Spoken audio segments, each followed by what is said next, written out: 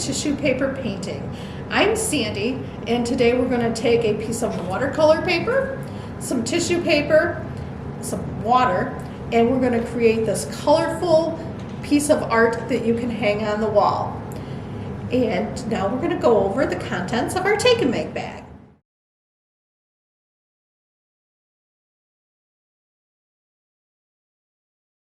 In your Take and Make bag, you're going to find just a few items. You're going to find a piece of watercolor paper. You're going to find an empty spray bottle.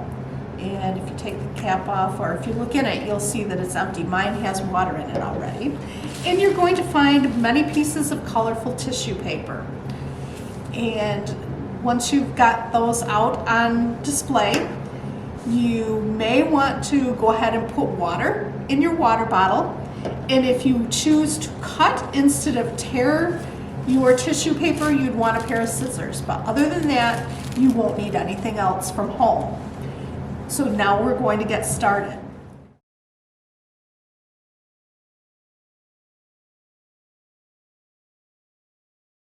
Okay, the first thing I would do would be to take some of my colored paper and decide what size you want your pieces.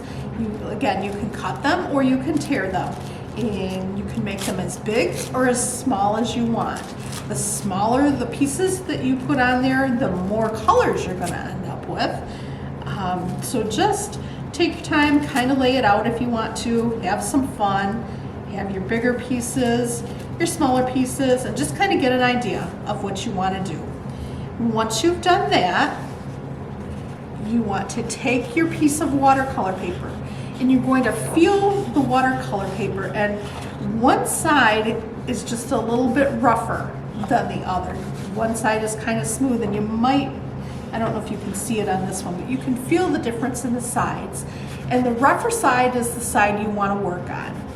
And so then you'll put that side up, and then you're going to take your squirt bottle and just squirt your paper. You don't have to soak it, just squirt it. And this water is going to cause the colors in our tissue paper to transfer to the sheet of watercolor paper. So if the spot you're working on seems too dry, just go ahead and squirt it. The closer you squirt to your watercolor paper, the wetter it's going to get and the more your tissue paper will bleed. So again, just take your paper, stick it on there, however it looks good to you. There's no right or wrong here, just have fun with it. And I don't know if you can see how fast this color is starting to bleed on our paper.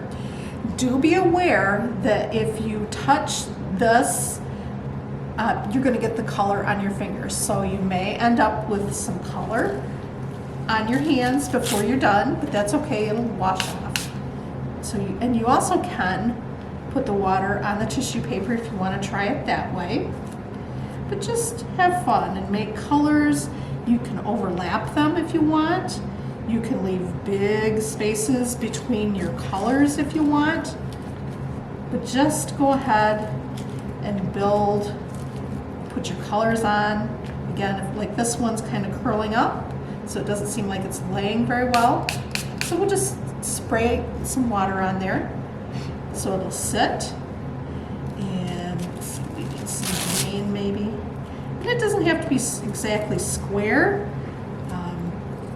However you think you want your project, you just go ahead and lay your pieces on. This one thing to be careful of is if it's really dry, your tissue paper will blow off when you squirt, so just be aware of that.